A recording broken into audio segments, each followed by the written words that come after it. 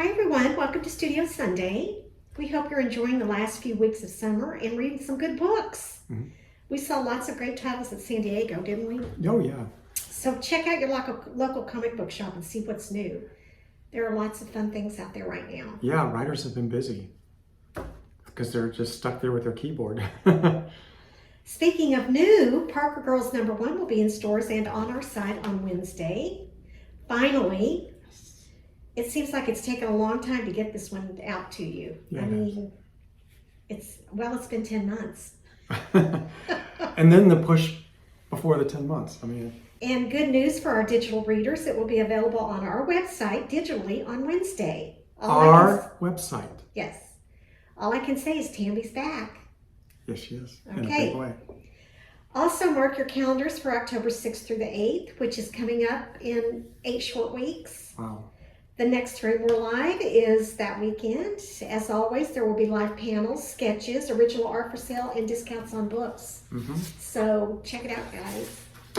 And I'll be live on Studio Sunday Day. Yes, you will. Yeah. Twice a year, we get you on camera. Yeah.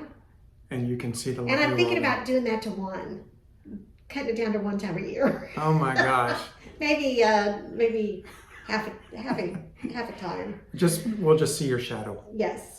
That's mysterious. You're getting very mysterious. Am I? Yeah. Oh, An good. enigma.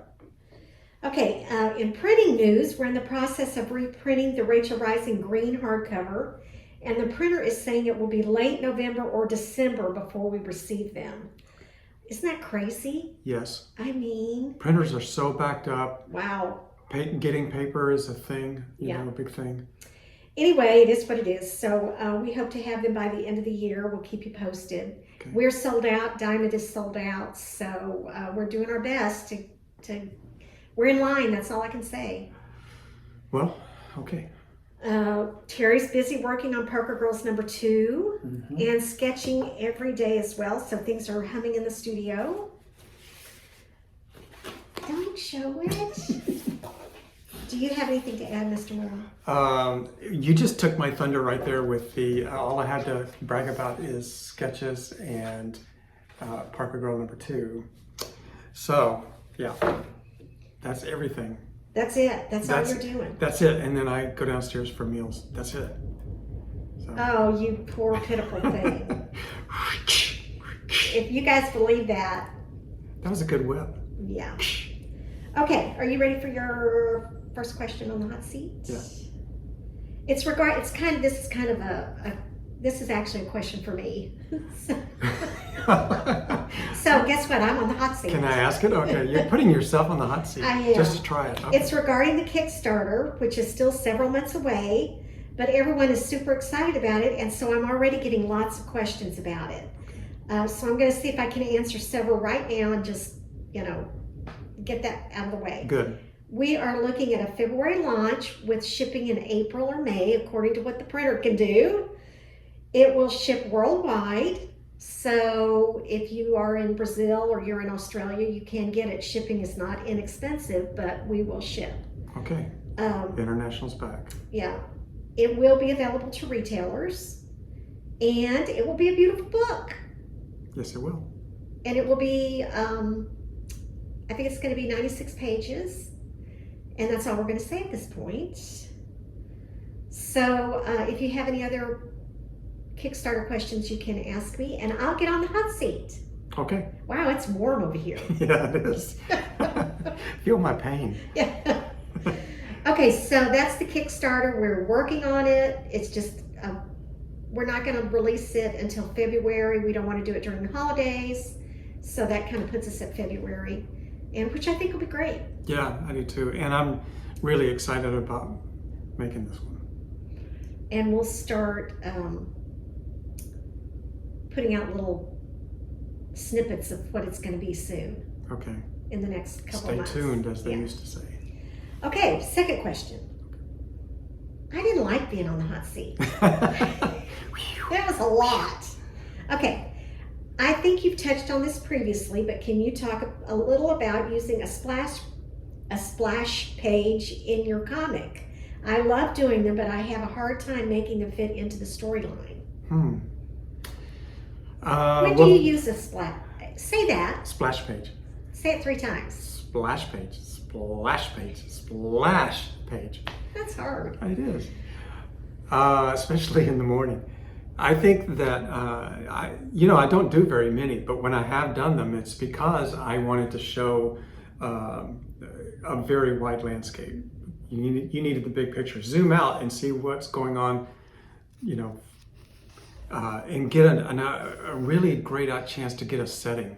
Put your characters in like a big field, or the one I always think of is Darcy Parker's backyard with the pool and the trees and all that.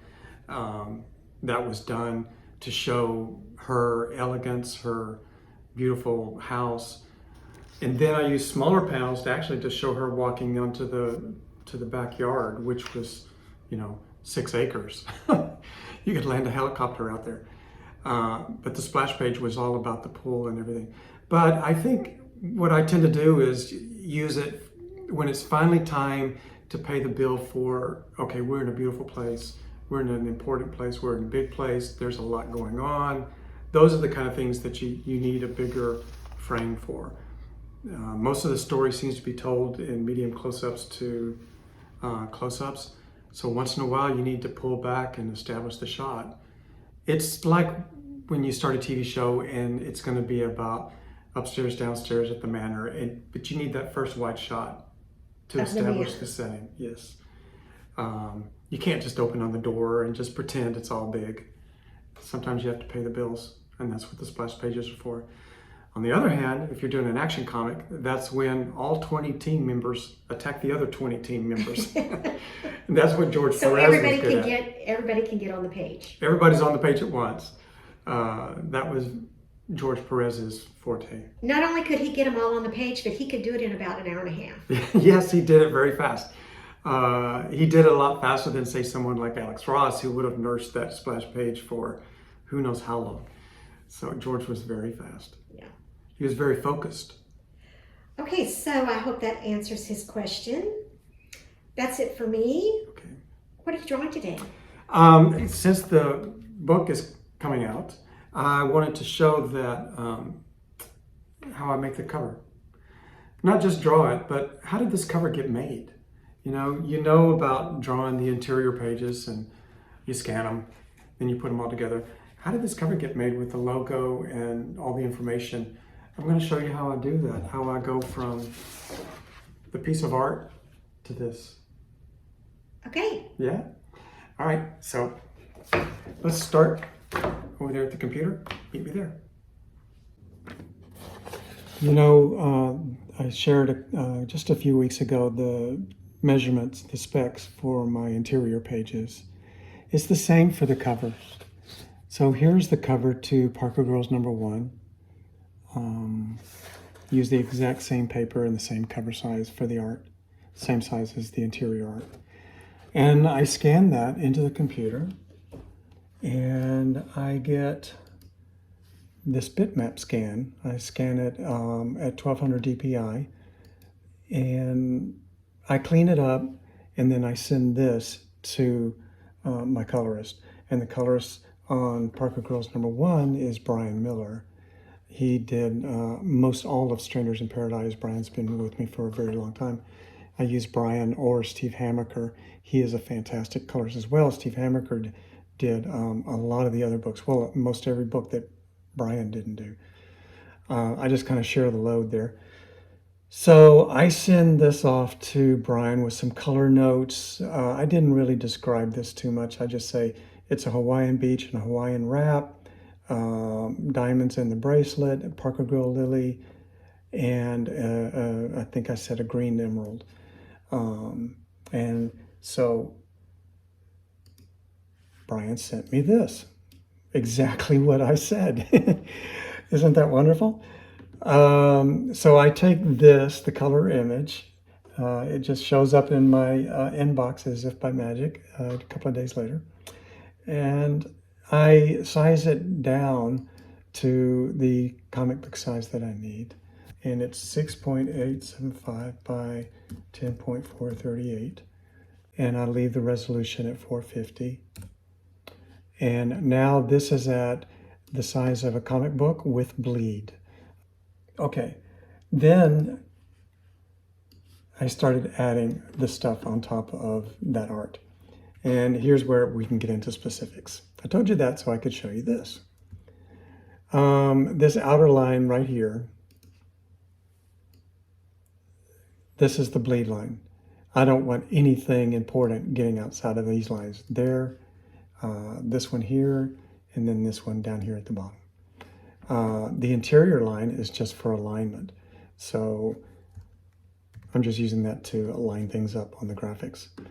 One thing I've noticed about comics is that when you see a comic in a comic book store, they put them in the racks and about the top third shows, or maybe even less. That's what shows on a comic. And that's why the graphics are so high up. And when you compose the picture, you want to be sure to leave that room up there for the graphics. I knew that graphics were going up here, so I tried not to put anything important up there. Look at that next time you go in a comic shop. Look at everything that's in the racks, and that's kind of what you're seeing. It's also one of the reasons why I put bare skin up there. It kind of makes you want to, wait a minute, where are the clothes? Oh, there they are. And then you pull it up and halfway through, you see a Parker lily. See, like that? So, think about that when you're composing your cover, that kind of thing. Okay, so what I did basically was pull in a line that's about right there for the graphics.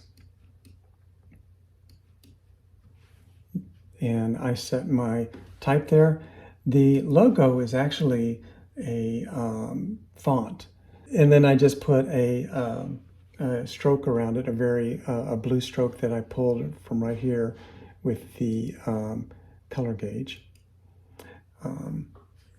And the only other thing I did to the font to get it to be right is I put it into transform here. And I stretched the font like this to get it to look more dynamic. So that was one of the things I did to make the font more particular to the our logo, to make it look like our logo. The actual font is actually not as tall. It's a little more, has a better width to height ratio.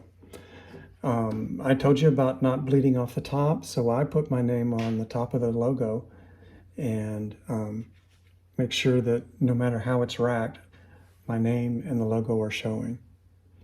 On the left, we have a tradition of putting your company logo. So I have the Abstract Studio here. Oops, get out of the transform. There's the logo that I put there, and I move it up just within a 1/4 inch of where the paper's going to cut off. And you'll see how it ended up being right at the top of the paper. So that's how much the printer can crop off all this. Keep it inside the lines will keep you safe. And then I have the small mice type for the Abstract Studio, and then the issue number, and then the price. I put the United States price. We used to put both the United States price and the Canadian price up here. And that's basically it. If you look here at the layers that I have, every one of my type elements are there. So I can adjust them individually and all that.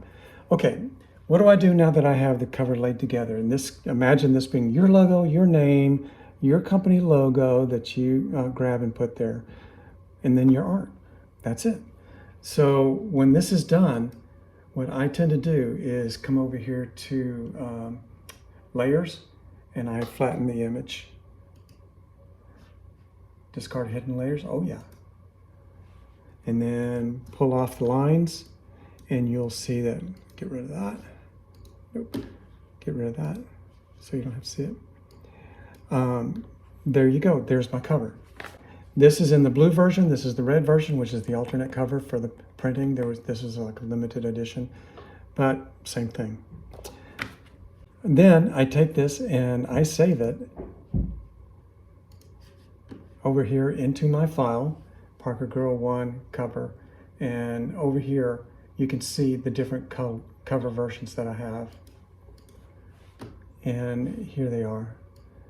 The alternate cover, the main retail cover, and I think that's it. The rest of it is just for ad campaigns, like, you know, showing this for two side by side as a JPEG, and this is what I put onto the web to promote things. This is the cover that I made for Comixology, the digital version. The difference is it doesn't have a price on there because the digital prices fluctuate depending on when it's first on sale, and then when it's a perennial, always for sale, the price changes, it goes down. Isn't that nice? So I have my main cover here. Now what? Now I go to Adobe InDesign, and let's say I want to make a cover, Parker Girls #1 cover, exterior. Here we go. Let's open this baby and see what happens. There it is. So this is the cover. This is the layout. It's in Adobe InDesign. Zoom it up a little bit, and I'll show you the specs on this. They were the specs we talked about in the beginning. We're back to the width. I do one page, and the width of it is the entire double page spread, which is 13.25, and the height is the 10.188, which is the comic book height without bleed.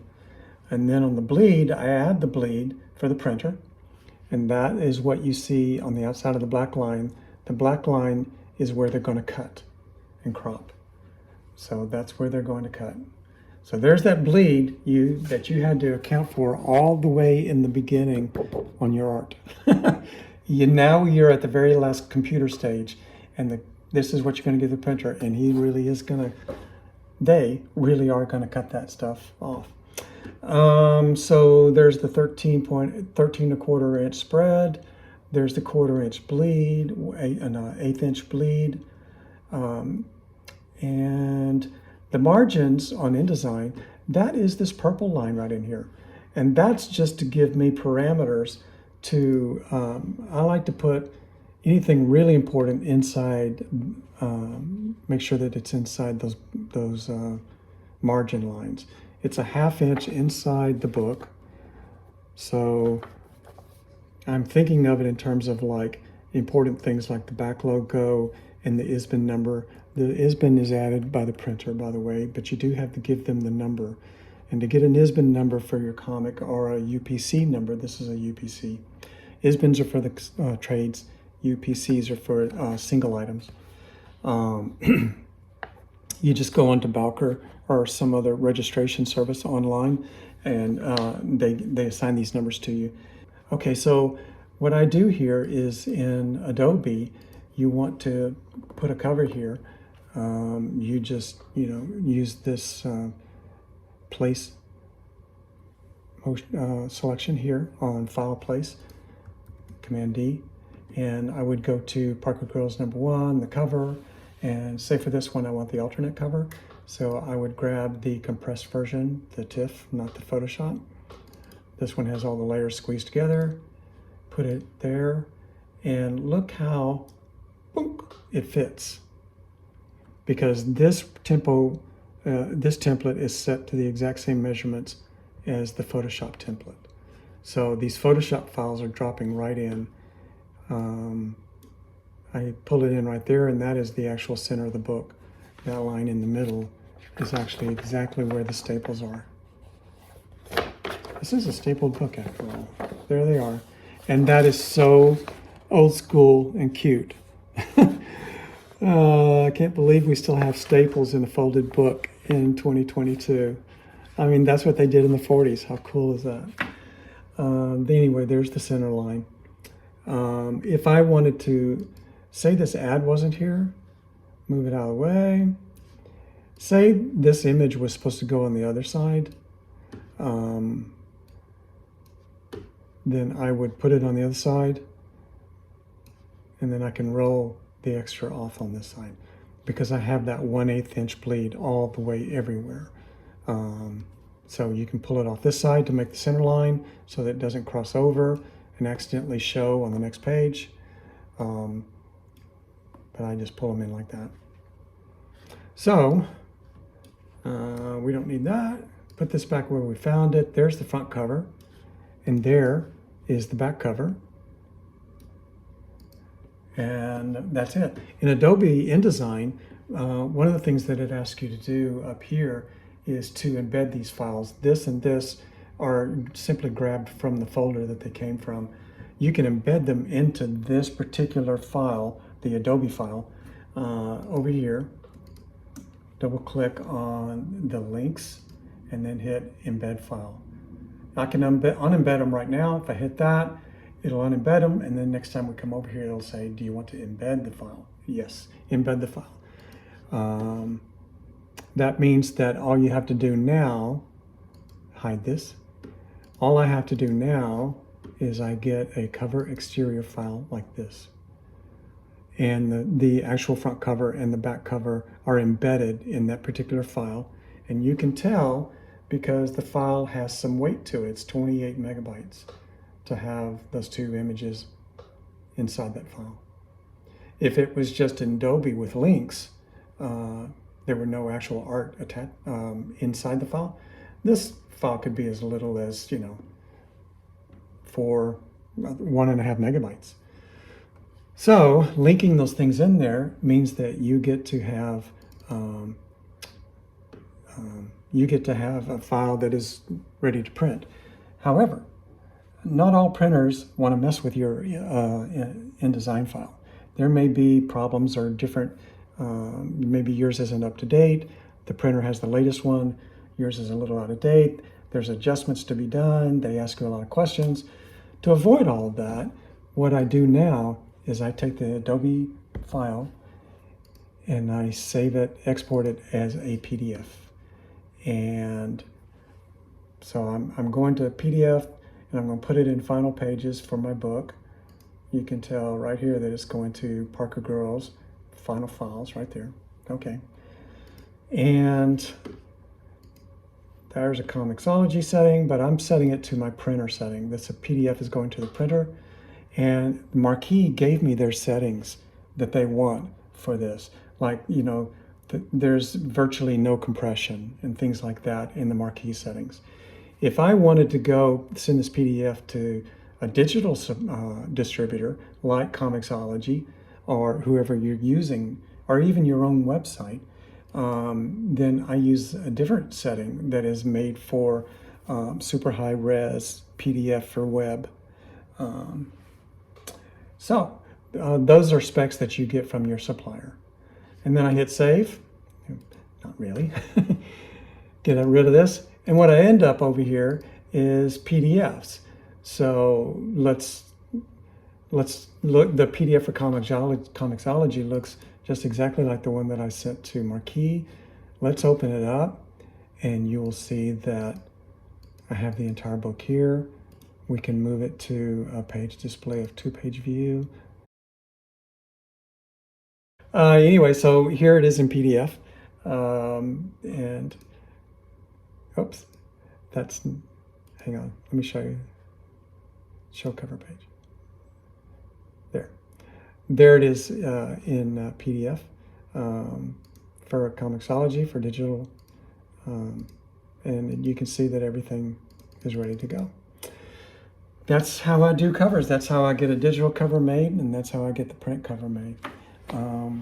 It doesn't seem too complicated, does it? It's just one set of specs, the size of the comic plus bleed. You just size that up to the 11x17 art, and that's what you draw on. Send it off to your colorist, or you color it. They send you back a color file.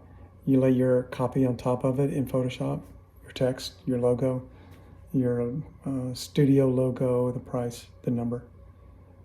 Save it as a final file, put it into Adobe InDesign, put it in the layout for a 2-page spread for the cover, and put the back cover on the left.